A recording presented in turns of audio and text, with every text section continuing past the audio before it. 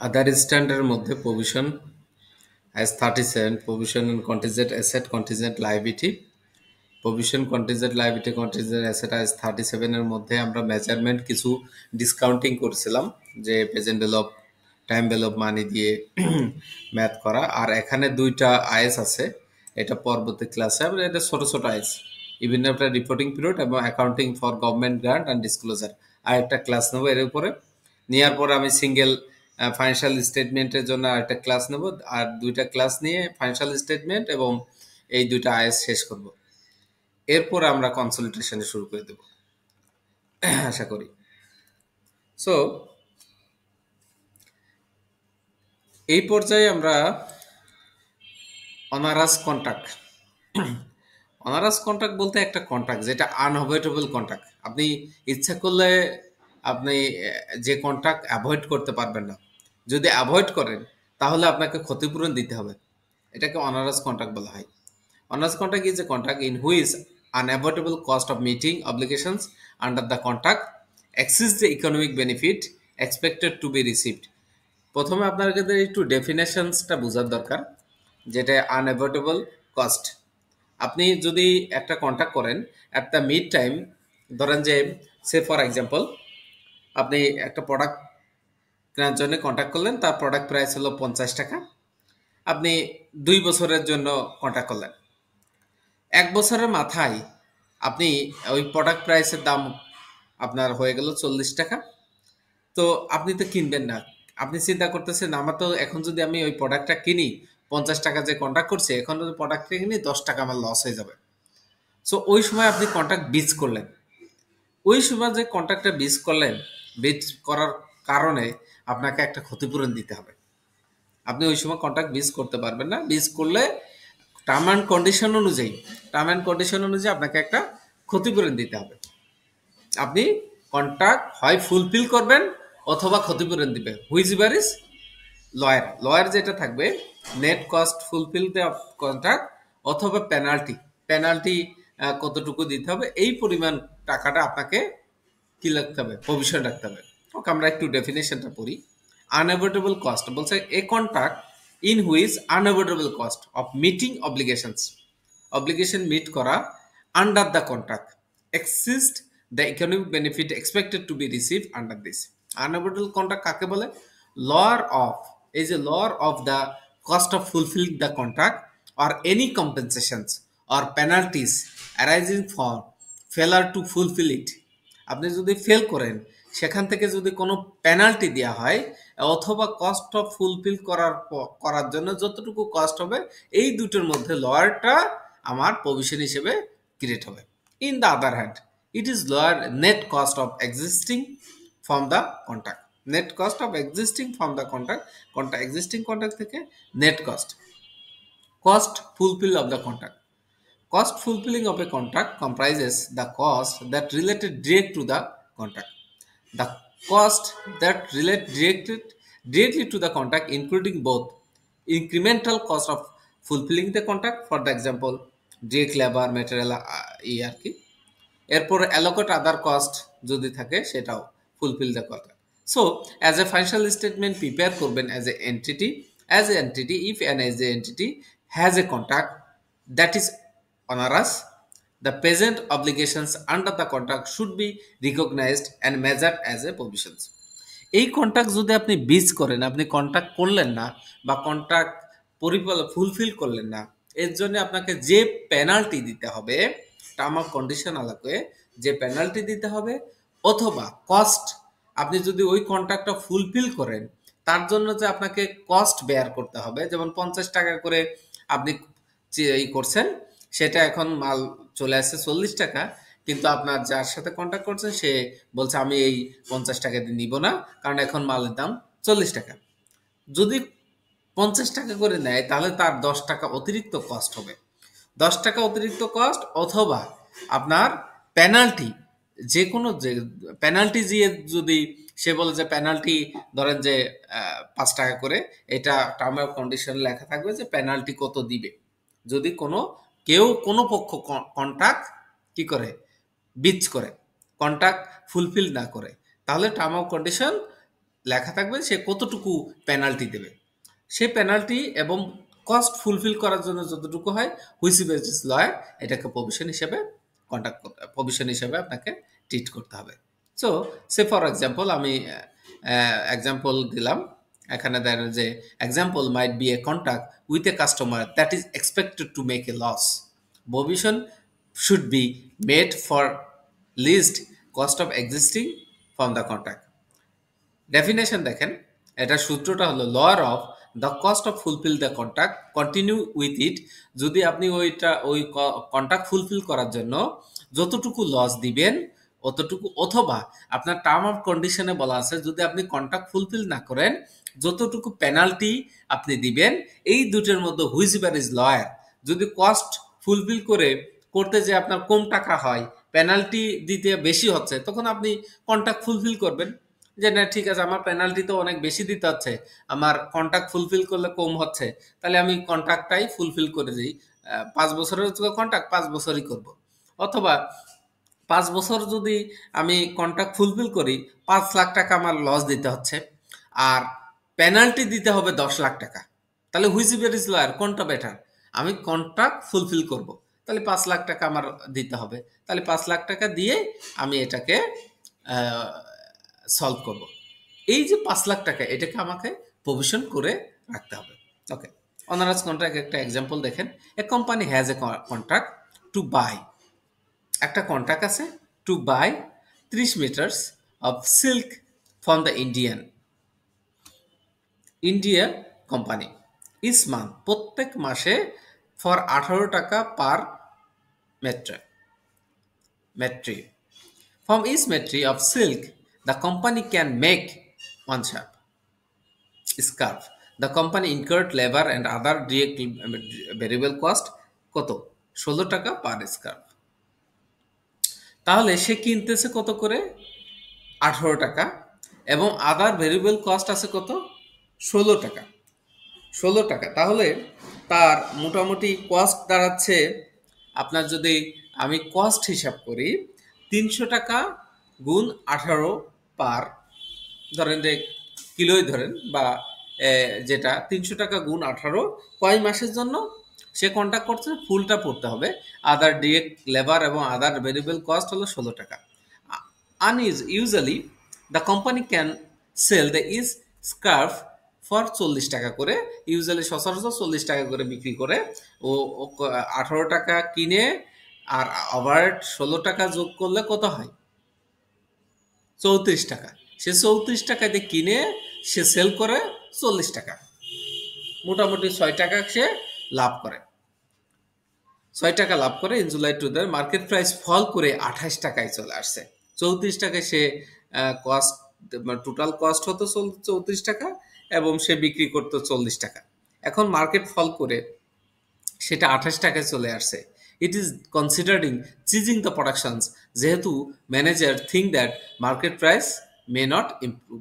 সে বিজ করতে চাচ্ছে, কন্ট্রাক্ট বিজ করতে যাচ্ছে, তার মার্কেট প্রাইস ফল করছে এই কারণে সে বিজ করতেছে, কারণ তার কস্ট হলো 34 টাকা, এখন সে মার্কেট প্রাইস 28 টাকা, অলরেডি এখানে 6 টাকা সে লস করতেছে।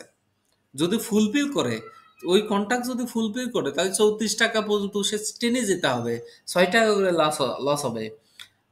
অন্যথায় বলতেছে এখানে দেখেন, if the company decide to cancel the silk purchase contract within 2 month, 2 মাসের নোটিসে যদি না করে, it must pay cancellation penalty 2400 টাকা for each of the next 2 মান্থে 2400 টাকা করে পেনাল্টি দিতে হবে। তাহলে 2 মাসের জন্য তাকে কত দিতে হবে? 48 টাকা, 4800, 4800 কি দিতে হবে? পেনাল্টি দিতে হবে। ঠিক আছে কিনা? ওকে, 4800 টাকা তার পেনাল্টি 2 মাসের জন্য। আর যদি সে কস্টটা কন্টিনিউ করে, কন্ট্রাক্টটা কন্টিনিউ করে, তাকে কত টাকা কস্ট বেশি দিতে হবে? ওই 6 টাকা গ্যাপে আর কি, 6 টাকা গ্যাপ গুণন 6 টাকা করে তার বেশি দিতে হবে, তাই না? 6 টাকা করে বেশি দেয় 300, তাহলে আমি এই যে 300 মিটার গুণ 6 গুণ 2 গুণ 2 ইনটু 6, 6 কেন? 3600 হয়, হ্যাঁ 2 মাসের যে 2 মাসে, হ্যাঁ। 600 গুণ 2, 6 মানে 300 গুণ 2 কত? 600, 600 গুণ 6 606 টাকা 3600। 3600। তাহলে তার কস্ট হলো 3600। কিন্তু যদি কন্টিনিউ করে তাকে যদি কন্ট্রাক্ট কন্টিনিউ করে, তাহলে 3600 টাকা তার অতিরিক্ত খরচ আছে। আর যদি কন্ট্রাক্ট না কন্টিনিউ করে, তার খরচ হবে পেনাল্টি হিসেবে 4800। 4800। Which ever is lawyer? 3600 lawyer. 3600 আমাকে প্রভিশন হিসেবে ক্রিয়েট করতে হবে। ক্লিয়ার? কারোর কোনো কোশ্চেন আছে?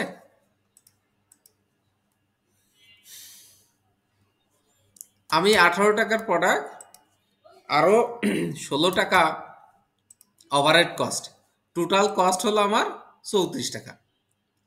সে এটা সচরাচর বিক্রি করতো 40 টাকা। এখন এই প্রোডাক্টটা 28 টাকায় চলে আসছে। তাহলে তার ওই প্রোডাক্ট যদি কেনে, তাহলে প্রত্যেক প্রোডাক্টে তাকে কত টাকা মানে অতিরিক্ত ব্যয় করতে হবে? 6 টাকা। 6 টাকা ব্যয় করতে হবে। তাহলে তার র মেটেরিয়াল আছে 300, 2 মাসের কন্ট্রাক্ট, 6 টাকা করে তার অতিরিক্ত ব্যয় করতে হবে যদি কস্ট এই কন্ট্রাক্টটা তাকে কন্টিনিউ করতে হয়। তাহলে অতিরিক্ত এই আপনি এই কন্ট্রাক্টটা সে কন্টিনিউ করলে তার অতিরিক্ত খরচ হবে 3600। আর যদি সে কন্টিনিউ না করে, তাহলে তাকে পেনাল্টি হিসেবে, ক্যান্সেলেশন পেনাল্টি হিসেবে 2400 করে 2 মাসের দিতে হবে। তাহলে 2400 করে সে 2 মাসের পেনাল্টি দিবে, 2 মাসের পেনাল্টি দেবে। তার মানে 4800। আমার সূত্র কি বলে?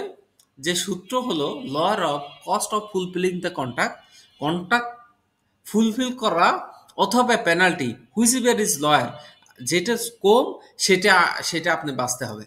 তাহলে আমার কম হলো 3600, তার মানে আমি কন্ট্রাক্ট কন্টিনিউ করব। আমি পেনাল্টি দিয়ে এই 4800 টাকা পেনাল্টি না দিয়ে আমি 2 মাসের কন্ট্রাক্ট কন্টিনিউ করব। তার মানে আমি হলো 18 টাকা দিয়ে কিনবো এবং 36 টাকা ওভারহেড যোগ করে আমার 34 টাকায় কি হবে? কিনবো, কিন্তু আমি বিক্রি করব 28 টাকা, 6 টাকা করে লস দিব। এই যে 3600, এইটা হলো প্রভিশন আপনাকে ক্রিয়েট করতে হবে। ওকে, কারো কোনো সমস্যা? Anybody else? It's okay. Solution একদম ইজি। এখানে আমি সলিউশনও করে দিছি। দেখেন, রেভিনিউ আমি 30 টাকা গুণ আমার 28 টাকা বর্তমান মূল্য দাঁড়াইছে, গুণ 2 1680, আরও একটু ব্যাখ্যা দিয়ে করছি। আর কস্ট অফ গুডস হল 300 গুণ আপনার 28 যোগ 16 ওভারহেড, সব মিলে 20,000। আগে আমি বিক্রি করতে পারছি যে 28 টাকা, এখন আমার কস্ট দাঁড়াইছে 34 টাকা। টোটাল আমার লস হচ্ছে 3600 টাকা। আনঅ্যাভয়েডেবল, এটাকে এই যে 3600, এটাকে বলা হয় আনঅ্যাভয়েডেবল কস্ট। এই 3600 আপনি কখনো অ্যাভয়েড করতে পারবেন না। জার্নাল এন্ট্রি কি? Profit and loss expense debit, provision credit 600, 3600। এখন কাম টু দ্য পয়েন্ট, আর একটা topics, restructuring. Restructuring key. What is the definition of the restructuring? A program that is planned and controlled by the management. যে programme plan করবে এবং control by the management and material changes either the scope of the business undertake by the, এই যে ডেফিনেশনটা, এটা আপনাদের সবার মুখস্থ রাখতে হবে। রিস্ট্রাকচারের ডেফিনেশনটা এখান থেকে বারবার কোশ্চেন আসবে, জাস্ট একটা এই যে চারটাই এটা উঠাই দিয়ে। তাহলে একটা program that is plan and control by the management, একটা প্রোগ্রাম, যে program restructure program that is plan and control by the management. Materiality changes, materiality change করে either the scope of a business undertake by the entity or the manner in which the business is conducted. Example হিসেবে আমি যেটা বলি, দেখেন restructuring example কি কি হতে পারে। Restructure, sell or termination of a line of the business. কোনো বিজনেস আপনি কি করছেন? সেল করছেন অ্যান্ড টার্মিনেশন করছেন line of the business. Business termination করে দিছেন। এরপরে ক্লোজ ক্লোজ করছেন বিজনেস লোকেশন আর রিলোকেট করছেন বিজনেস অ্যাক্টিভিটি, ক্লোজ করছেন অথবা রিলোকেট করছেন বিজনেস অ্যাক্টিভিটি। এরপরে কি করছেন, চেঞ্জেস করছেন ম্যানেজমেন্ট স্ট্রাকচার চেঞ্জ করে ফেলছেন। এরপর কি করছেন, ফান্ডামেন্টাল রিঅর্গানাইজ করছেন, একদম ফান্ডামেন্টাল ভাবে অপারেশন চেঞ্জ করে ফেলছেন। আপনার একটা প্রতিষ্ঠান আপনি রিস্ট্রাকচার করছেন আপনার কাস্টমার অনুযায়ী। সো আপনি প্রভিশন কখন ক্রিয়েট করবেন, ক্রাইটেরিয়া ফর মেকিং প্রভিশনস, এটা কখন আপনি ক্রিয়েট করবেন, প্রভিশন কখন রিকগনাইজ করবেন আর মেজারমেন্ট করবেন, এটাকে একটা কনস্ট্রাকশন অ্যাক্টিভিটি।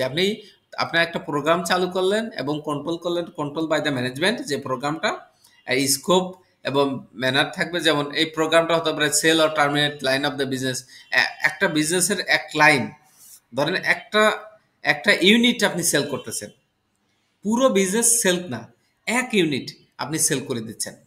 অথবা close business locations or relocate of business activities, এখান থেকে শিফট করতেছেন। সো দুইটা কন্ডিশন মাস্ট বি ইফেক্টিভ, দুইটা কন্ডিশন আপনার লাগবে প্রভিশন ক্রিয়েট করার জন্য। একটা, আপনি যে প্রোগ্রাম করতেছেন এটা অলরেডি ইমপ্লিমেন্ট হতে হবে।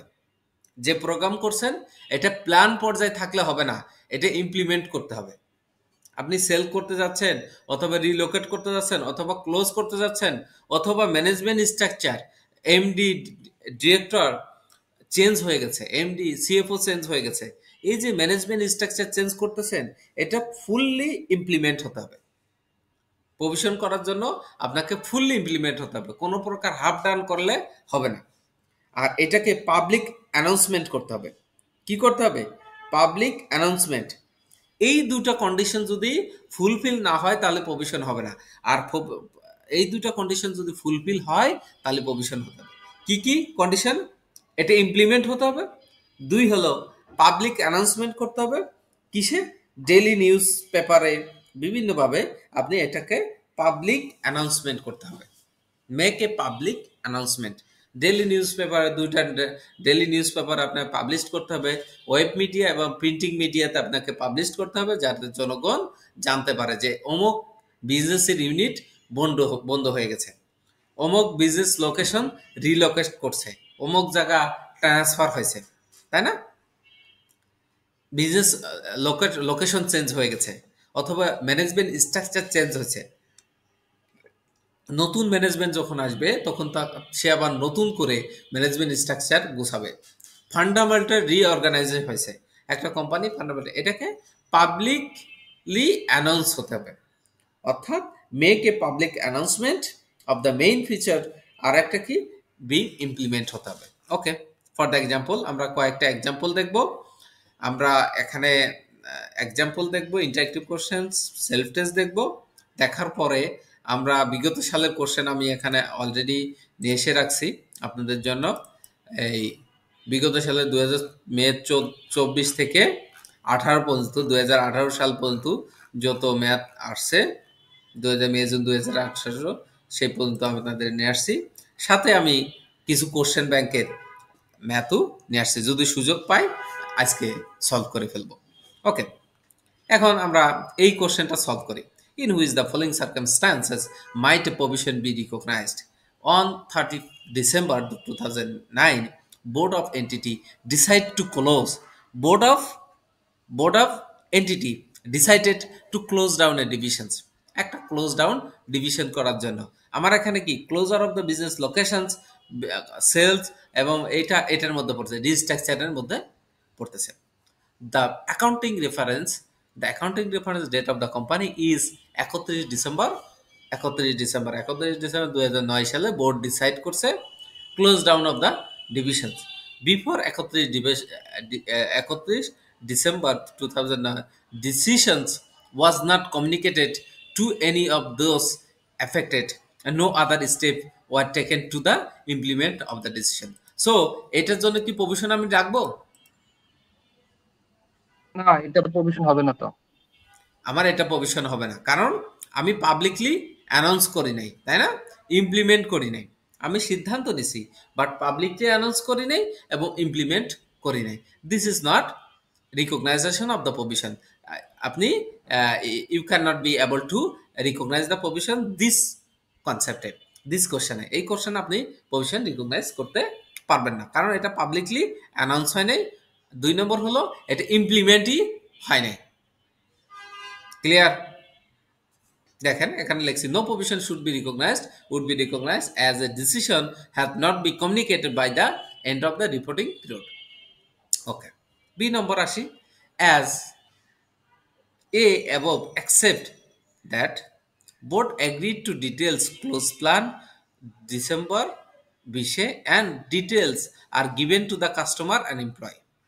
কাস্টমার এবং এমপ্লয়িকে ডিটেলস দেওয়া হয়ে গেছে, তাহলে এটাকে আমি প্রভিশন করব? এটা সার্কুলেট হয়েছে, এটা তো করা উচিত। হ্যাঁ, কারণ এটা কি হয়েছে, অলরেডি ইমপ্লিমেন্ট হয়ে গেছে এবং কাস্টমার এমপ্লয়ীদের কি জানানো হয়ে গেছে, পাবলিকলি অ্যানাউন্স করে ফেলছি। ক্লিয়ার? ক্লিয়ার কিনা? Okay, next. Company is obliged to incurred clean up cost. obliged clean up বাধ্যবাধকতা আছে to incur the clean up cost for the environment damage that has already been cost, that has already been cost. So এটাকে আমি provision ধরবো? Which is anyone? এটা তো হয়ে গেছে already, এটা তো আর নতুন প্রভিশন করার কিছু নাই। কোম্পানি ইজ কি অলরেডি বিন কস্ট, এটা খরচ তো করেই ফেলছে, মানে it's already done. It's already done. Done. Already damage already হয়ে গেছে, এর কস্টও সম্ভবত হয়ে গেছে। কোম্পানিজ অবলিগেড, না না, কোম্পানি বাধ্যবাধকতা রয়েছে টু ক্লিন আপ কস্ট, এটাকে বলা হয় decommissioning cost. Damage that has been cost, মানে আপনার damage already has been caused, damage হয়ে গেছে। সো আপনাকে প্রভিশন হিসেবে আপনাকে ডিকমিশন কস্ট করতে হবে, আপনার বাধ্যবাধকতা হয়ে গেছে এনভায়রনমেন্টাল ড্যামেজের কারণে। এনভায়রনমেন্টাল ড্যামেজটা হয়ে গেছে, এর এটা তো কারণে রেগুলার আপনাকে এক্সপেন্সের মধ্যে আসবে না ভাই? এটা রেগুলার কোনটা? এক্সপেন্সের মধ্যে তো আসবে, এটা তো প্রভিশনের কিছু পার্ট আসবে না মনে হয়। আপনার এটা তো অলরেডি আপনি প্রভিশন করেই রাখছেন, হুম। প্রথম দিকে প্রভিশন অলরেডি করেই রাখছেন। প্রভিশন আপনি যখন কন্ট্যাক্ট করছেন গভর্নমেন্টের সাথে যে কোনো ধরনের এনভায়রনমেন্টাল ড্যামেজ হলে 10 বছরের মধ্যে কোনো ধরনের এনভায়রনমেন্টাল ড্যামেজ হলে আমি এর জন্য ক্ষতিপূরণ পাবো 10% করে, টাইম ভ্যালু অফ মানি করে, তখন তো আপনাকে ওই যে এনভায়রনমেন্টাল ড্যামেজের জন্য প্রভিশন করে রাখছেন, জাস্ট অলরেডি আপনার এখন হয়েছে আর কি। Next, company intend to carry out future expenditure, এটা কি যাবে? ফিউচার এক্সপেন্ডিচার যাবে না, প্রেজেন্ট অব্লিগেশন আপনাকে থাকতে হবে। Present obligation as a result of past event. আমার যদি কি বলবো, আমার প্রভিশন করার জন্য 3টা শর্ত আছে। কয়টা শর্ত? 3টা। একটা হলো present obligation as a result of past event. এরপরের শর্তটা কি? Anybody else. It is probable, এটা প্রবাবল হতে হবে আউটফ্লো অফ রিসোর্স। আরেকটা সূত্র হলো reliable estimate can be made the amount for the obligations. এখানে পাস্ট ইভেন্টের না, এটা ফিউচার এক্সপেন্ডিচার। সো ফিউচার এক্সপেন্ডিচারে no provision will be recognised due to this is the future expenditure. এই যে এখানে বলছে, এখানে হ্যাঁ এর অ্যান্সারও আমি আপনাদের দিয়ে দিচ্ছি পাশাপাশি। নো প্রেজেন্ট অ্যাপ্লিকেশন নেই আমার প্রভিশন করার জন্য 3টা শর্ত। একটা হলো present obligations as a result of past event, it is probable that outflow of resource would be required, আর reliable estimate can be made for the amount of obligations. এখন আপনাদের বইতে আরো কিছু ইন্টারেক্টিভ কোশ্চেন আছে, জাস্ট আপনারা আমার সাথে একটু করবেন। কি করবেন? জাস্ট আচ্ছা, এমপ্লয়মেন্ট কন্ট্রাক্ট এমপ্লয়মেন্ট, এটা কি প্রভিশন? Outside of scope. এটা এমপ্লয়মেন্ট কন্ট্রাক্ট করছেন, এটা প্রভিশনের সাথে সম্পৃক্ত না। It is outside of scope under 37. A legal claim being pursued by the entity. Legal claim being pursued by the entity. আপনি করছেন একটা, মানে আপনার প্রতিষ্ঠান একটা লিগ্যাল ক্লেম করছে। দ্য এন্টিটি লয়ার, আপনার প্রতিষ্ঠান believe that it is probable that entity will receive damage in relation to claim. এটা প্রবাবল তার মানে কি? কন্টিনজেন্ট লাইবিলিটি না অ্যাসেট? অ্যাসেট। কন্টিনজেন্ট অ্যাসেট মানে আপনি একটা ক্লেম করছেন, মানে একটা লিগ্যাল ক্লেম করছেন এবং আপনার লয়ার বলতেছে ইট ইজ প্রবাবল আপনি পাবেনই মোর দেন 50%, এটা হলো contingent asset. Illegal claim being pursued against by the entity, against মানে আপনার বিরুদ্ধে কেউ করছে। The claim has gone to court and but at this stage the entity lawyer are unsure, সে জানে না the claim will be successful, সে claim successful হবে কিনা সে জানে না। তাহলে এটা কি হবে ভাই? এটা তো অনলি ডিসক্লোজার হবে, প্রভিশন হবে না। প্রভিশন হবে, এটা contingent liability, contingent liability, liability disclosure না। কন্টিনজেন্ট ডিসক্লোজার, লাইবিলিটি তো আমাদের এখানে ধরেন যে আমাদের আইএস 37 বলতে কন্টিনজেন্ট লাইবিলিটি কি আমরা ইসে দিই, ফাইন্যান্সিয়াল পজিশন উঠাই? উঠাই না। এটা এটা পলিসি না, ওটা ডিসক্লোজার একটা, এটা ডিসক্লোজার। রাইট। আচ্ছা, এরপরে বলতেছেন আমরা এটা যাই, a legal claim against the entity where entity has accepted liability. এখন আসেন একটা লিগ্যাল ক্লেম এগেইনস্ট দ্য, এখন বলতেছে দেখেন a legal claim against the entity, কেউ কোনো কাস্টমার কোম্পানির বিপক্ষে একটা লিগ্যাল ক্লেম করছে, যে ক্লেমটা আপনি অ্যাকসেপ্ট করে নিছেন যে আমি এটা লাইবিলিটি দিব। Amount two be paid has not yet bin agreed, এখনো কত টাকা দিবেন সেটা এগ্রিড হয় নাই, বাট আপনি লাইবিলিটি কি করছেন? অ্যাকসেপ্ট করে নিয়েছেন। তাহলে এটা কি প্রভিশন? প্রভিশন তো একটা মিসিং করে, যেটা হচ্ছে রিলায়েবল এস্টিমেট করা যাচ্ছে না। আপনাকে প্রভিশন আপনাকে করতে হবে। Provision should be made based on best estimate, best estimate করে আপনাকে করতে হবে।